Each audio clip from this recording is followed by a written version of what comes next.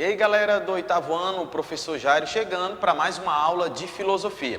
Nós estamos falando sobre a ética moderna. O tema desse período é ética, então ela está dividida. Então nosso primeiro momento é sobre a ética moderna e nós vamos agora fazer a correção das atividades que nós passamos para casa. Então fica atento a essas correções para que você possa seguir junto com o professor todas as orientações e respostas corretas para que você possa estar estudando e você, óbvio, dominar esse conteúdo que é sobre a ética.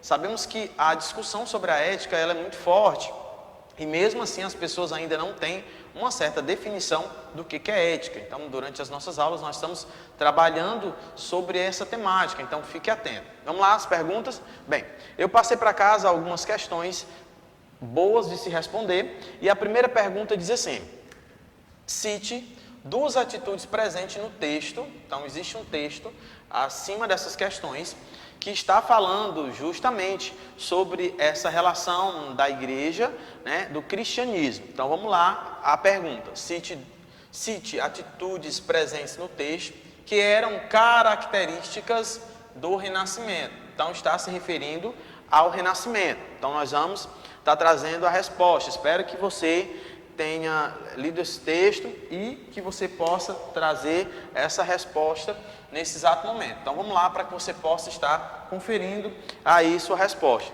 Então a resposta diz o seguinte: a resposta da primeira questão: entrar na igreja e permanecer de chapéu, conversar durante a missa, ficar de costas para o altar, falar sobre assuntos mundanos dentro da igreja, fazer reuniões políticas, comer, beber e dançar durante a missa. Tá? Então essa seria a resposta da questão. Vamos lá, a segunda questão.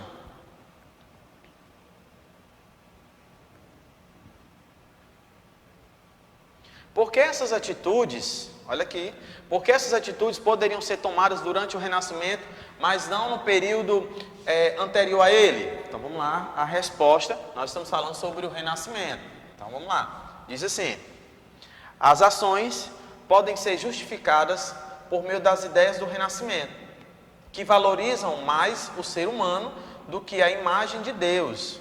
Tá? Então aqui se tratava dessa valorização do humano, e não da imagem de Deus.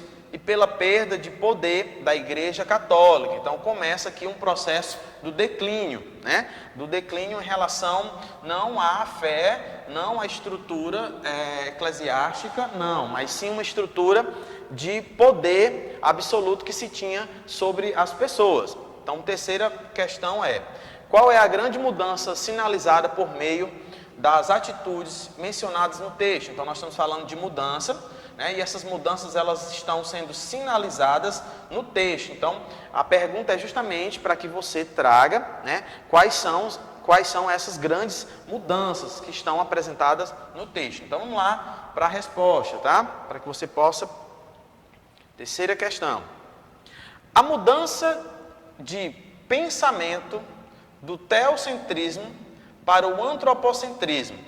Então a gente tem dois momentos importantíssimos aqui que eu expliquei na aula passada e que nós vamos voltar a falar um pouco sobre o teocentrismo e o antropocentrismo. Então a resposta está referente a isso, tá? A mudança de pensamento do teocentrismo para o antropocentrismo. Há uma mudança, então perceba, teo e antro, tá? A gente vai estar falando um pouco mais sobre isso, ok? Nós vamos agora à quarta questão. O que os membros da Igreja Católica... Aí você pergunta: professor, que relação tem? Se nós estamos estudando ética, que relação existe com a igreja? Bom, nós estamos trabalhando na perspectiva da ética, dentro também das questões de poder da Igreja Católica, associada ao Renascimento. Então vamos lá. O que os membros da Igreja Católica, então, façam destaque? É muito interessante quando você estiver respondendo as questões, sejam elas de filosofia, ou de história, ou geografia e literatura, você fazer destaque nas perguntas, tá? Para que você tenha uma maior compreensão em relação àquilo que está lhe perguntando. Então, o que os membros da Igreja Católica devem ter pensado sobre tudo isso? Aceitaram a nova visão sobre o homem? Por quê? Então aqui a gente tem várias perguntas em uma única pergunta, para que eu e você possamos fazer uma reflexão do que estava acontecendo em relação à igreja e o desenvolvimento do homem. O homem passou a sair do guarda-chuva da igreja, ou seja, do poderio que a igreja tinha, e ele começou a ter umas verdades. Essas verdades, elas eram baseadas justamente na dinâmica científica, ou seja, o homem começou a pesquisar, o homem começou a ter informações saindo daquela ideia que tudo era baseado somente em Deus. Então ele vai para um outro patamar. Então é sobre isso que a pergunta traz a seguinte resposta: a igreja resistiu a essa mudança. Por quê, professor? Porque era cômodo que a igreja continuasse, a igreja católica continuasse com todo o poder, e que os demais não tivessem uma liberdade. Então, percebam que essa palavra liberdade, ela está sendo usada em todos os sentidos, e principalmente no sentido do pensar, do criar e da ciência. Então, vamos lá. A igreja resistiu a essas mudanças, não as aceitando, percebam aqui, então a igreja não aceitou. Isso porque os seus privilégios ficaram diminuídos e suas ideias superadas. Olha que interessante. Então, nós estamos ampliando a discussão sobre a igreja católica, e o guarda-chuva em que as pessoas estavam inseridas. Então, o homem começou a perceber que ele poderia produzir fora de uma perspectiva que a igreja estava trazendo. Então, se você conseguiu responder essas perguntas, parabéns para você. Se você sentir uma dificuldade, você pode voltar, pausar o vídeo da nossa aula e ir respondendo com calma. Mesmo assim, também você pode reler os textos para que você possa ter uma compreensão mais ampla, baseado naquilo que eu estou falando. Ok? Nós vamos encerrando a nossa correção e agora vamos dar início à discussão de hoje. Nós vamos falar um pouco ainda sobre o Renascimento.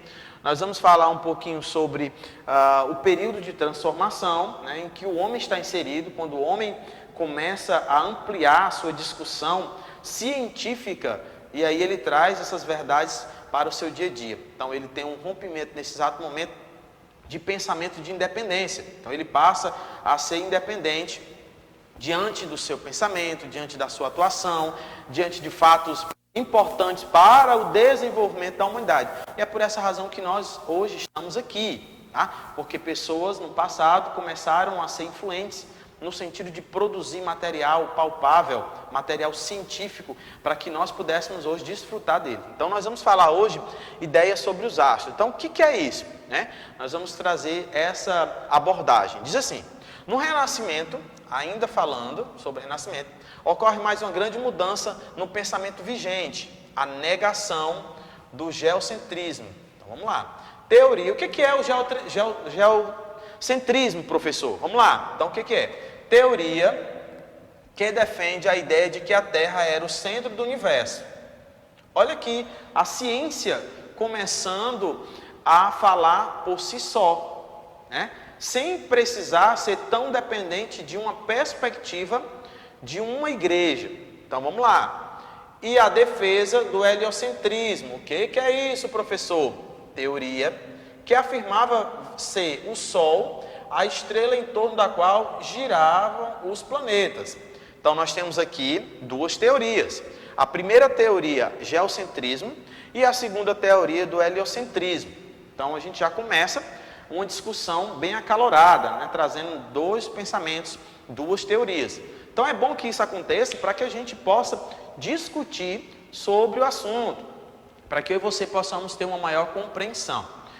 O bom de toda essa discussão é que nós vamos aprender um pouco mais, nós vamos estar desenvolvendo o nosso conhecimento acerca da filosofia, percebendo que a filosofia, além de nos dar a oportunidade do pensar, ela nos dá também essa oportunidade de trazermos uma discussão sobre o que é palpável, no sentido do que é científico. Então, a gente vai trazendo essas verdades aqui no nosso texto. Então, vamos lá.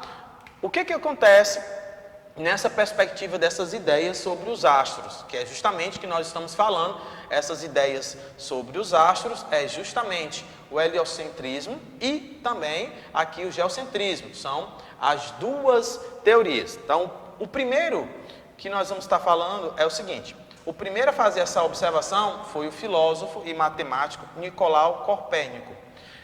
Ele traz aqui uma vasta discussão depois. Se você achar interessante, vá lá, pesquise sobre Nicolau, que ele é um filósofo e matemático ao mesmo tempo. Então existia muito isso, né? Eles seguiam ideias e eles estudavam sobre essas ideias, afunilando seu pensamento. Então ele utilizou aqui a filosofia, a arte do pensar, do questionar, mas a matemática, que é a arte dos números, do cálculo, né? Ele conseguiu fazer essa junção e aí ele traz algumas teorias que para a época, e agora também, elas são importantes, mas na época elas causaram um estrondo, digamos assim, por conta das suas afirmações. Então vamos lá, trazendo sobre isso.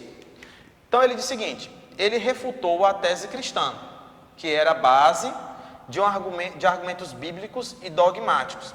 Segundo ele, a Terra fazia movimentos circulares em torno do Sol, de modo que ela não poderia ser o centro do universo. Olha aí, na época você não tinha tanta liberdade de trazer questionamentos, mas era necessário que você estudasse, que você se apropriasse do conhecimento para que você pudesse entrar nas discussões. Então não era algo que era da noite para o dia, né? Era algo que estava lá sendo estudado, pesquisado. E o primeiro impacto que Nicolau traz é justamente quando ele faz justamente esse contraponto em relação àquilo que a igreja defende, né? Então ele traz aí um outro pensamento, um questionamento, e que com certeza na época causou uma polêmica grande. Porque, como eu disse para vocês, na aula passada e nessa aula, a Igreja Católica, ela tinha todo o poder. Então, todos estavam lá debaixo do seu guarda-chuva, né? A proteção da igreja. Então, a igreja resolvia todas as coisas, ela tinha acesso ao governo, enfim. Então, começa a se mudar, né? A visão, o pensamento não é mais o mesmo, né? As pessoas começam a sair da caixinha, elas começam a questionar. Por isso que a filosofia ela é tão importante, por isso que a filosofia ela continua caminhando, mesmo com alguns percalços que encontramos no meio do caminho, mas a filosofia ela continua seguindo o seu curso, né?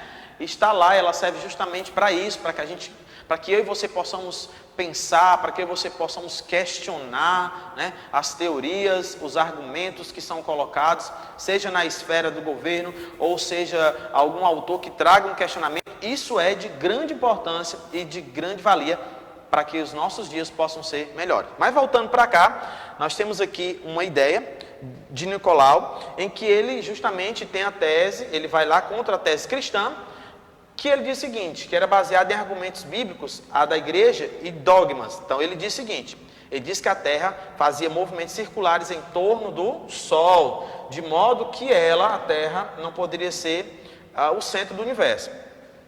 Pouco tempo depois dessa observação de Copérnico, vamos lá, aqui.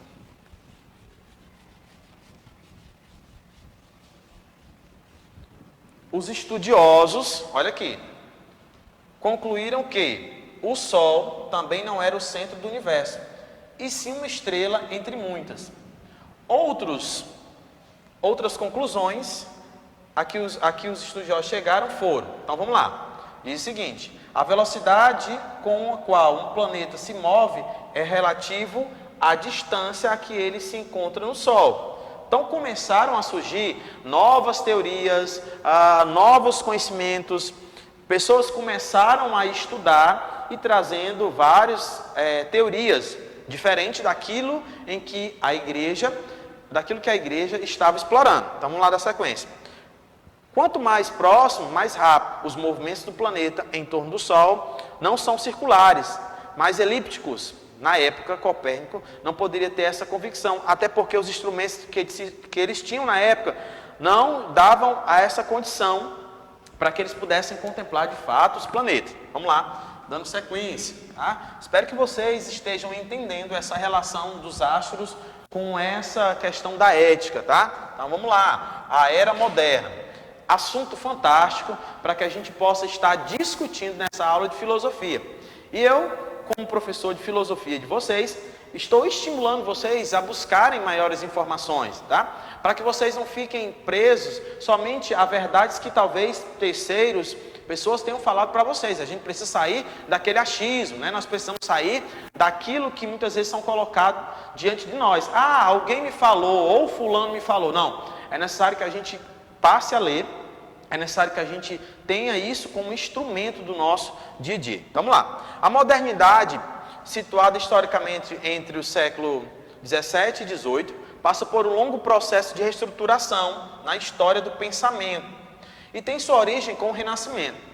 Portanto, não se pode estudar a modernidade sem antes aprofundar as ideias que foram resgatadas pelo renascentista, pois são eles que fundamentam a produção intelectual, olha aqui, cultural, científica, política na época. Então começa-se um momento diferente, né, com a era moderna, né, um boom de informações, de conhecimento, pessoas que começam a estudar, a desenvolver pesquisa na ideia de que não precisavam mais estar presos dentro de uma caixinha. Então o avanço começa a surgir.